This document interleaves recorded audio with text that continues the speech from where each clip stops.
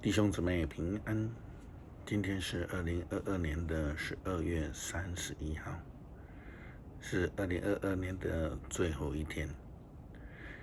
今天的经文诗篇20篇，列王纪上卷第3章5到14节，约翰福音第8章第12节到第19节。今天要跟大家分享的主题是世界的光。我们常常开玩笑在说，前途是无量呢，没有量，还是前途无量？过去的3年，全球都在笼罩在武汉肺炎的阴影之下。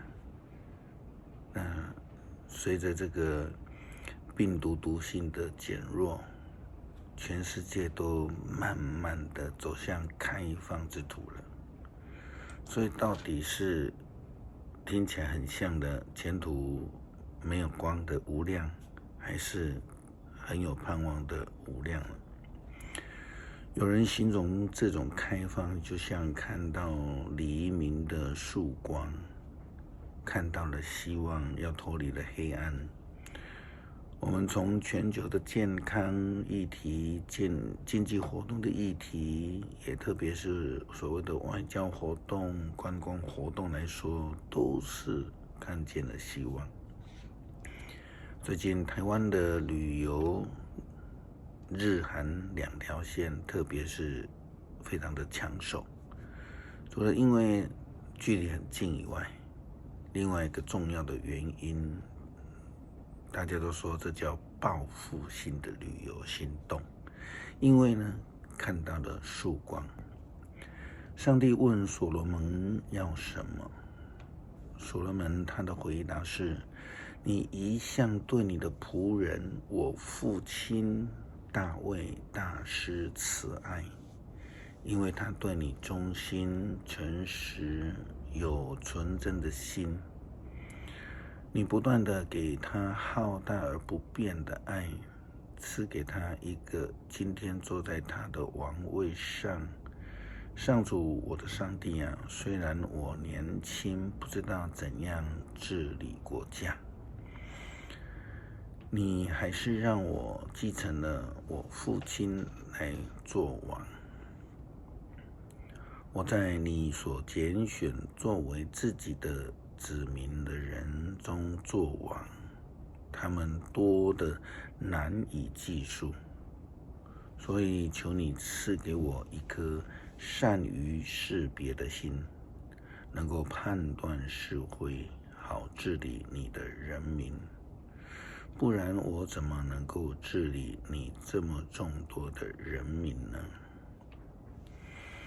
有人说所罗门的要求是违反常理的，怎么说呢？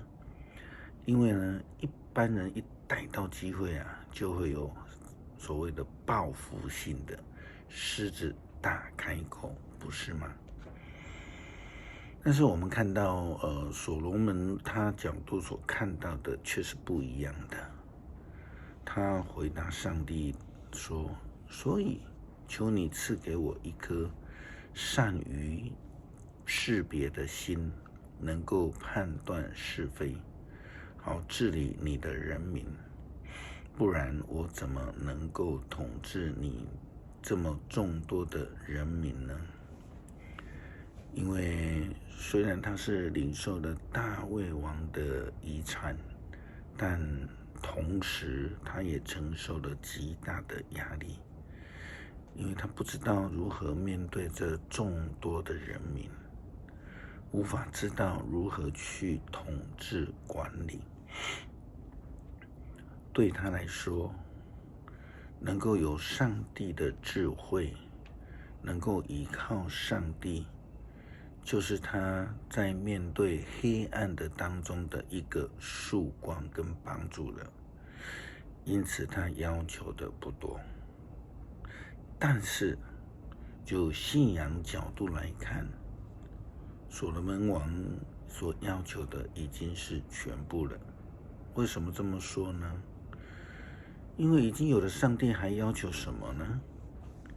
上帝回答所罗门的请求说：因为你没有为自己求长寿、求财富，或是消灭敌人，却求明辨的智慧，好公正的治理人民。我愿意照你所求的给你。我要赐给你一颗聪明和明辨的心，是前人所没有的，后人也不会占有。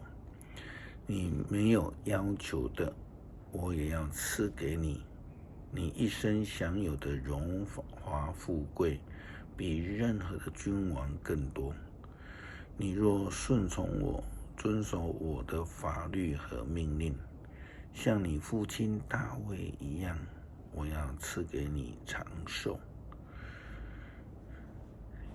就是我们刚说的，所罗门他所要求的已经是全部了，因为有的上帝还需要求什么呢？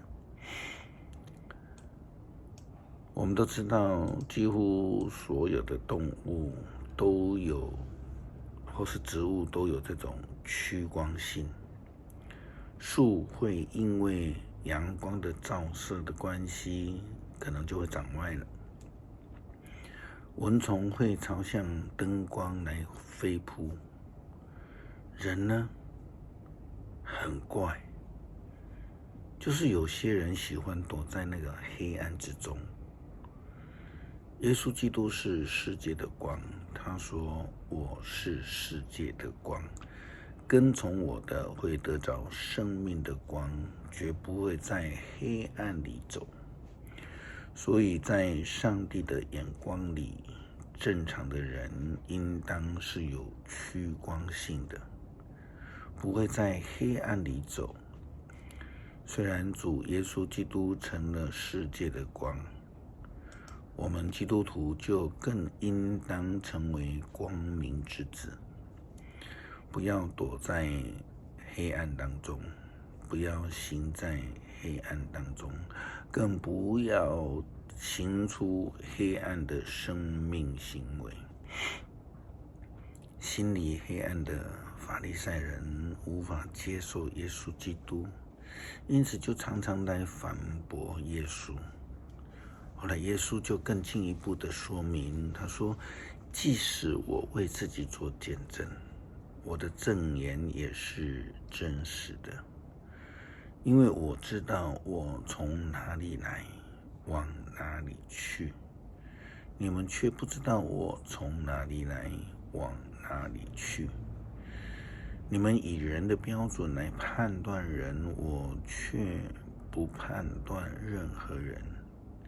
即使我判断人，我的判断也是正确的，因为我不是独自判断，而是那位差我来的父亲跟我一起判断。你们的法律书上记载着，有2个人见证相符，他们的见证就算有效。我为自己做见证，那位差我来的父亲也为我做见证。耶稣基督的见证有上帝亲自的成为他的见证，就如同所罗门王一样，他要求的是上帝的智慧与光照，因为上帝就亲自的与他同在，成为他的见证，亲自作为他的保护者，他的光。基督徒也是一样，所以我们要能够有对的选择。今天晚上在教会里面，青年举行了麦贝斯特，就是 My Best Friend， 他们就是想要传达，跟大家分享一个对的选择，在黑暗的人生当中如何选对好朋友，一个有光照的朋友。所以我们要追求与所罗门一样的智慧，这样对的选择。